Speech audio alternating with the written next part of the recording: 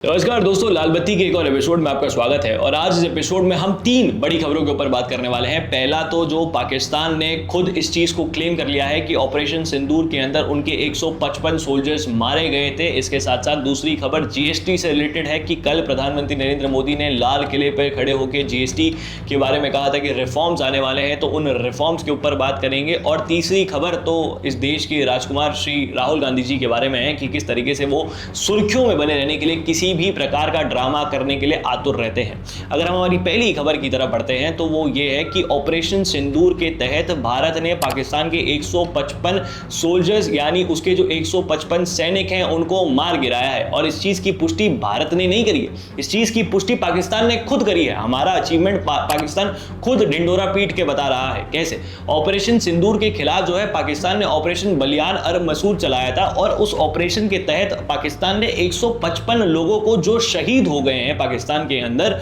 उनको अवार्ड दिए हैं। क्या तात्पर्य निकलता है कि 155 लोग जो शहीद हुए मतलब भारत ने गिराया होगा, उनको मारा होगा, तो वो जो 155 लोग मरे हैं उन सबको अवार्ड मिला है। और अगर मैं इस चीज को कॉमन सेंसली देखूं तो देखिए, जब वॉर सिचुएशन या फिर वॉर लाइक सिचुएशंस होती हैं तो वहां पर जो डेथ काउंट होता है वो टोटल कैजुअलिटीज का, जिसके अंदर डेथ और इंजरीज आती हैं, उसका 10% होता है। मतलब अगर 155 लोग मरे हैं, जो वैसे भी बहुत कम अमाउंट होगा, पाकिस्तान बहुत कम को जो क्वांटिटी है उसको क्लेम करेगा। जैसे कारगिल के टाइम पर उन्होंने सेम चीज करी थी, वैसे वो भी कर रहा है कि कम लोगों को क्लेम कर रहा है। तो अगर मान भी लेते हैं पाकिस्तान की बात कि 155 लोग मरे हैं तो 155 जो है 10% होगा 1100 लोगों के आसपास का। तो मतलब 2 दिन के अंदर पाकिस्तान के 1100 सैनिकों को बता दिया गया है कि उनकी कितनी भगत है, उनकी सेना को कितना कुछ आता है। अगर वो भारत के खिलाफ पहलगाम जैसा कुछ भी करने का सोचते भी हैं तो उनके साथ क्या चीज हो सकती है, ये पाकिस्तान को बहुत ही बेहतरीन रूप से पता चल गया।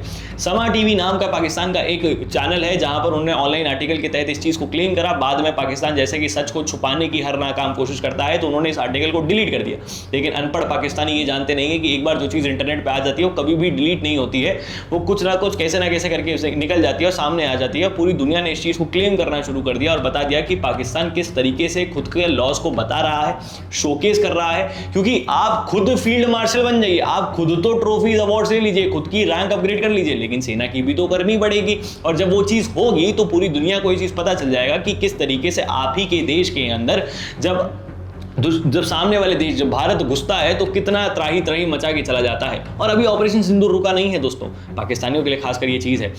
हमने हमारे यूट्यूब एनालिटिक्स में देखा कि कुछ पाकिस्तानी भी हमारे वीडियोस देखते हैं, तो उनके लिए ये चीज़ है कि अभी ऑपरेशन सिंदूर रुका नहीं है, अभी ऑपरेशन सिंदूर जारी है। और इसी ऑपरेशन सिंदूर के तहत जो है अभी तो बहुत कुछ होना बाकी है। अगर हम हमारी दूसरी खबर की तरफ आ जाते हैं तो वो ये है कि जीएसटी के अंदर रिफॉर्म्स आने वाले हैं। प्रधानमंत्री नरेंद्र मोदी ने जो है लाल किले पे खड़े होकर जीएसटी में रिफॉर्म्स की बात करी थी कि जीएसटी के अंदर जो है रिफॉर्म्स लाए जाएंगे और इस देश की जनता जो है वो 2 दिवाली मनाएगी। अब मीडिया के अंदर जो बातें चल रही है वो मैं आपको बता देता हूं कि अभी एट प्रेजेंट देखा जाए तो जीएसटी के अंदर कुछ स्लैब्स होते हैं। जैसे 0% का स्लैब है, मतलब उन प्रोडक्ट्स पे 0 जीएसटी लगती है, फिर 5%, फिर 12%, फिर 18%, फिर 28% और फिर 28% प्लस सेस। वो 28% प्लस सेस जो है वो कुछ लग्जरी कार्स हो गई, तंबाकू प्रोडक्ट्स हो गए या फिर कुछ और इंजीरियस टू हेल्थ प्रोडक्ट्स हो जाते हैं, उनके ऊपर वो चीज़ें लगती हैं। तो ये अभी 8% जो जीएसटी के स्लैब्स हैं वो लगते हैं।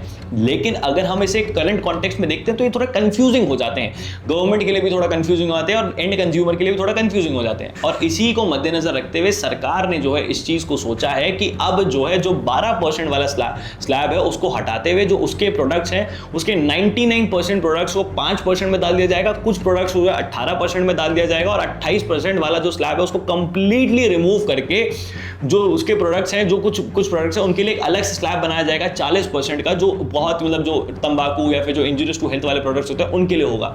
तो एंड कंज्यूमर के लिए चीज ईजी होगी। क्योंकि ये चीज मैं आपको इसलिए बता रहा हूं कि एक चीज सोचिएगा कि जो जो अभी एट प्रेजेंट जो स्लैब्स थे उसके तहत जो है जो रॉ मटेरियल होता था ना, कभी कभार फॉर एग्जांपल मैं आपको बताता हूं कि जैसे रबड़ है, रबड़ पे 18% जीएसटी लग रहा है, लेकिन जो टायर है उस पर 12% जीएसटी लग रहा है। तो ये एग्जांपल के तहत बता रहा हूं, अभी ऐसा नहीं है लेकिन एग्जांपल के तहत बता रहा हूं। तो रॉ मटेरियल पे कभी कभार जीएसटी ज्यादा लग जाती थी और जो उसका फिनिश गुड है उस पर जीएसटी कम लगती थी। तो जो बीच में मैन्युफैक्चर है उसके लिए लॉस मेकिंग प्रोडक्ट हो जाता था और उसको फिर सरकार से मदद लेने की जरूरत पड़ती थी और सरकार को रिबेट देने की जरूरत पड़ती थी, जिससे पैसा जो है बीच में अटक जाता था और ये सरकार के लिए हेक्टिक हो जाता था।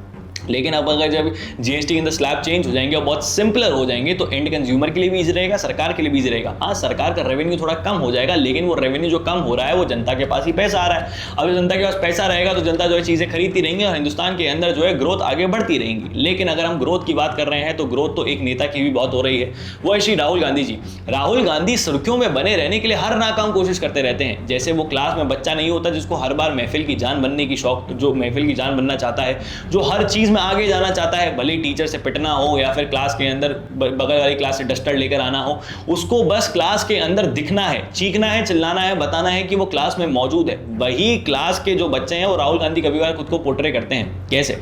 असल में राहुल गांधी के जो एक वकील हैं उन्होंने कोर्ट के अंदर पिटीशन दायर कर दी कि राहुल गांधी की जान को खतरा है। अब जब आप कोर्ट के अंदर पिटीशन दायर कर रहे हैं तो आपके पास सबूत भी तो होने चाहिए। सबूत के नाम पे कुछ नहीं निकल रहा, कुछ निकलता नहीं है तो राहुल गांधी की फजीहत हो जाती है।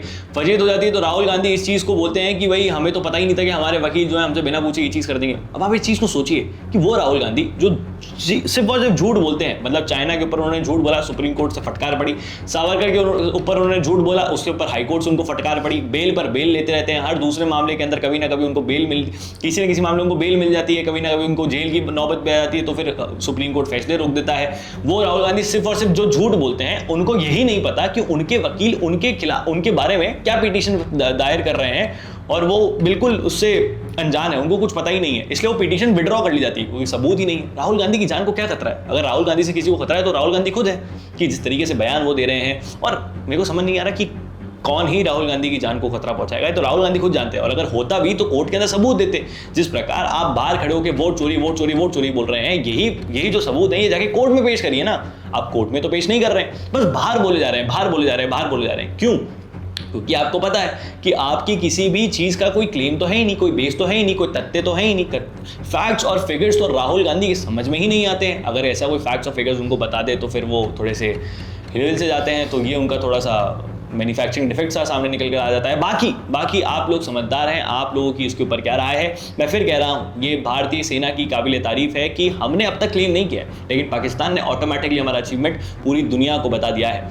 आप लोगों की क्या राय है नीचे कमेंट बॉक्स में लिख के बताइएगा। इस वीडियो को शेयर करें, ज़्यादा लोगों तक पहुँचाएं। जय हिंद, जय भारत, भारत माता की जय। और हाँ, पानी बचाएं। बंद करिए विधायक को।